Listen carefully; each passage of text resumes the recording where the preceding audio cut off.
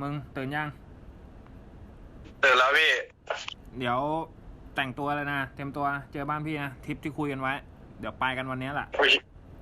โอเคพี่โอเคกี่โมงพี่กี่โมงเจอหน้าบ้าน7 โมงหน้าบ้านพี่7 โมงใช่ไหมพี่ไอ้เปาไปไม่ได้นะเดี๋ยวแต่มันตามไปทีหลังอ๋อโอเคพี่เดี๋ยวมันตามไปใช่ไหมพี่โอเคเดี๋ยวเจอกันบ้านพี่7 โมงได้พี่7 โมงครับพี่เจอกันหน้าบ้านครับ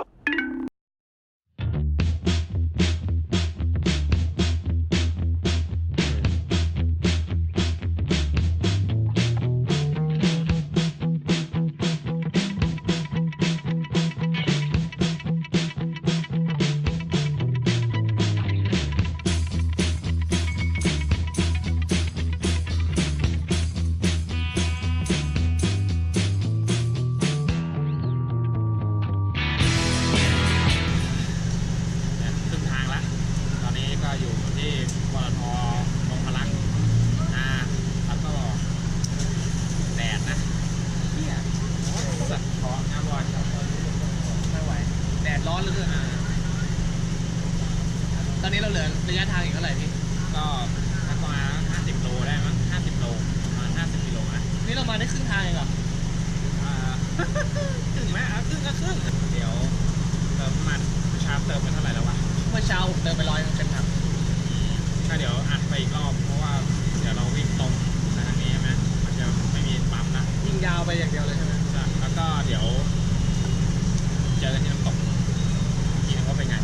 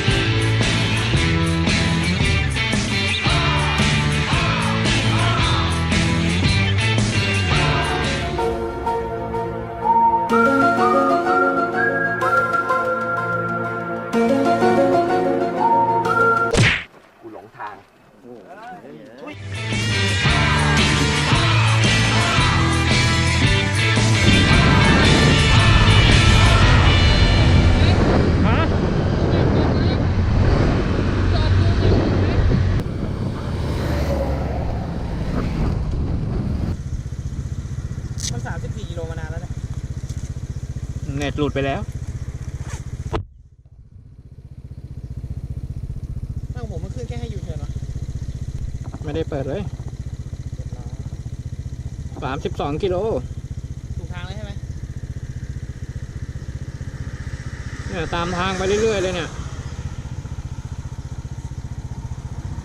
แต่น้ำมันกูดิ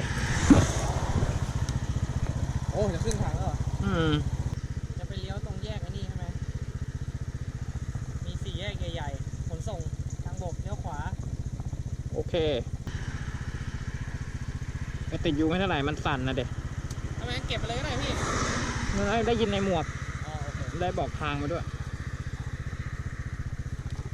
ผมก็เอ๊ะทำไมทางมันไอ้เหี้ยแม่งบอกไม่มีสัญญาณ GPS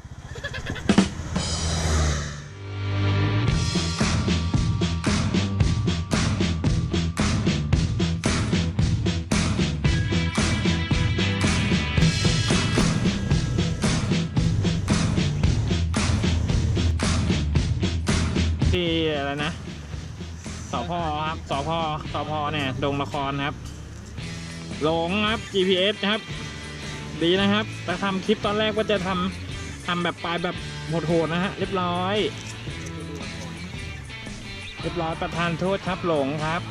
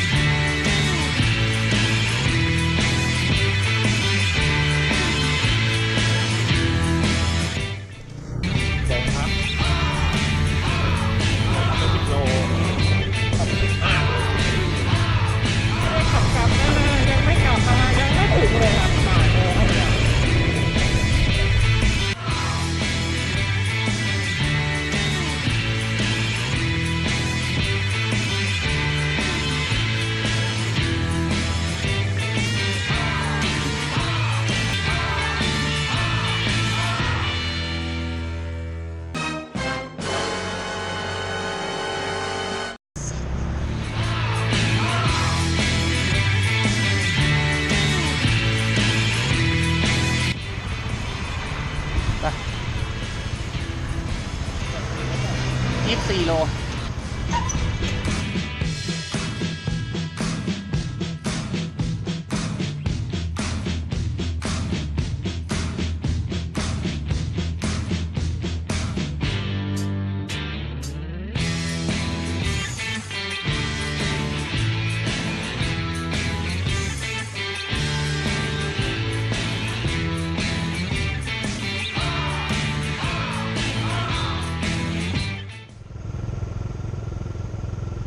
เลยโค้งนี้ไปใช่ไหมพี่ เจอ3 แยกอะเลี้ยวขวา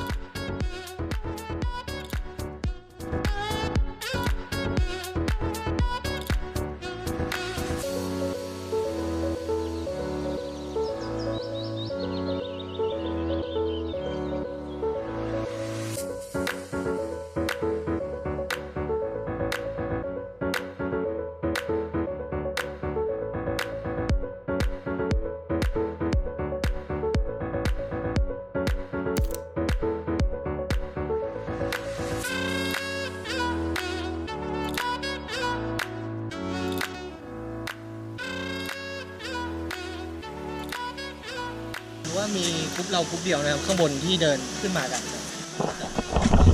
เปรี้ยวเลยพูดง่ายๆพูดอย่าพูดว่าเปรี้ยวห้าวครับอยากขึ้นมาห้าวครับห้าวเขาบอกข้างบนสวยมากครับต้องขึ้นมาดูให้เห็นกันนะไหนๆมาแล้วต้องมาแต่ว่าทางตรงนี้เขาห้ามมอเตอร์ไซค์ขึ้นมาการมาเที่ยวน้ำตกต้องดูสัญลักษณ์ก็คือธงนะฮะธงเขาจะบอกอยู่นะฮะว่าเป็นยังไง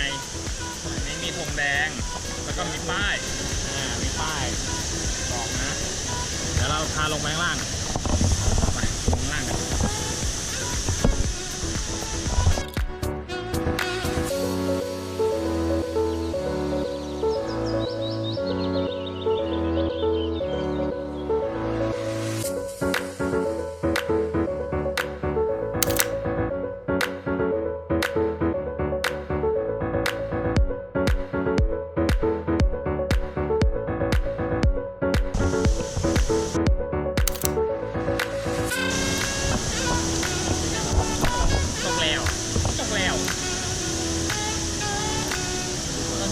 ฟ้าฝนไม่ค่อยเป็นใจกับเรามากเท่าไหร่นะครับเริ่มตกลงมาแรงขึ้นเรื่อยๆนะครับตอนนี้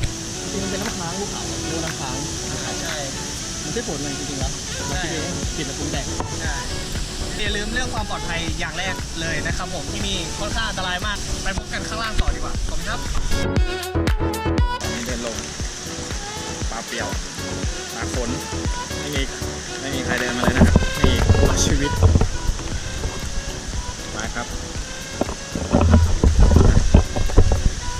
เป็นการแบ็คแพ็คนะฮะเฟี้ยวเท่ๆยังไง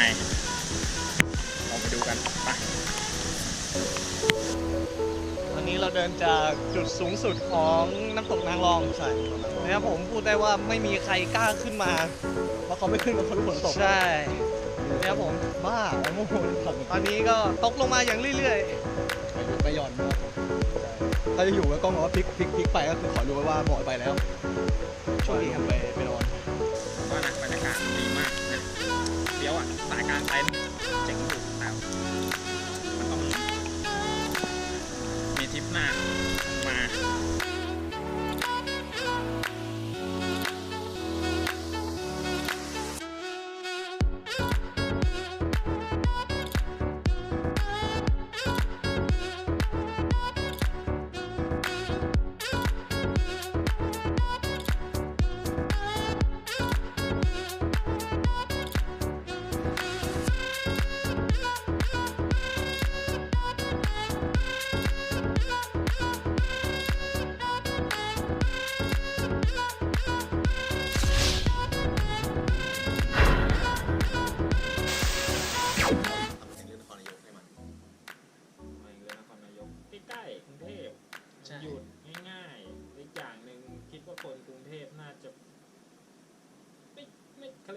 แบบมันเรียกว่าอะไรนะก็เหมือนแบบสถานที่เที่ยวอ่ะป่าแม่งอยู่แค่เนี้ย ธรรมชาติ มันเป็นธรรมชาติที่ใกล้ มั่นใจว่าคนที่ดูอยู่อาจจะเคยไป แต่คุณคงเคยไปแล้วแหละ แต่การสัมผัสมันต่างกันอ่ะคุณอาจจะขับรถเก่งหรืออะไรยังไงผมไม่รู้แต่อันนี้มันเป็นการขับมอเตอร์ไซค์เล็กหรือคนอาจขับมอเตอร์ไซค์เล็กอาจจะเคยไปก็ได้ ใช่ แต่ละสผมนี่คือครั้งแรกนะเอาจริงๆคือครั้งแรกเหมือนกันนะที่เพิ่งเคยไปน้ำตก ที่ใกล้ ประเด็นที่บอกก็คืออย่างผมเนี่ยไม่ค่อยได้เที่ยวน้ำตกหรอกติดกรุงเทพเนี่ยก็แค่นครนายกแล้วคิดว่ามันน่าไป ใช่ แต่สาเหตุที่เรื่องนางรองพูดได้เลยเซิร์ช Google แล้วเจอรูปปึ๊บเอาที่เนี่ย ไปเลย แล้วพอไม่เจอรูปที่เขาถ่ายลงใน Google อะแล้วเรารู้สึกว่าเฮ้ยรูปมันสวย ก็เลยกดดูอ้าวนางรองก็เลยไปก็เลยเอาที่นี่เลยเหมือนอารมณ์แบบชอบก็จิ้มแล้วก็เอาเลยเพราะจริงๆตรงนั้นมันจะมีอะไรนะสาริกา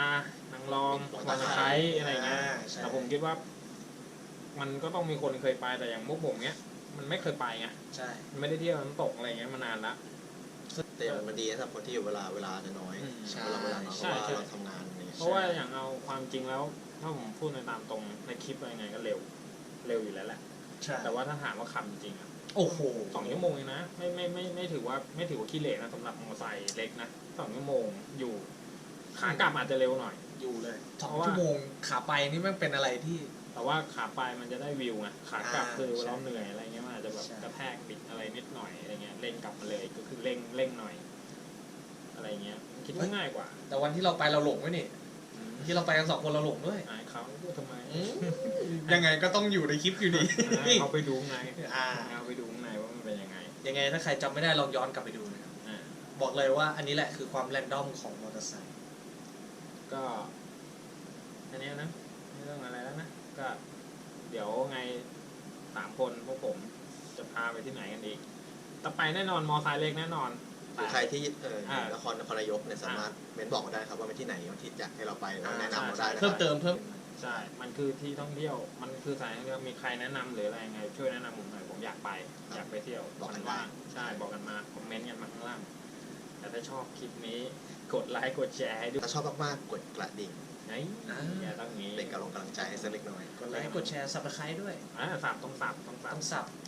สับไม่ใช่ Subscribe คุณนะท่า ในปุ่ม อ่า ไม่ได้เลยโอ้โห ก็นะครับเดี๋ยวคอยดูว่าครั้งหน้าเราจะไปที่ไหนกันต่อไปรอติดตามครับ เจอกัน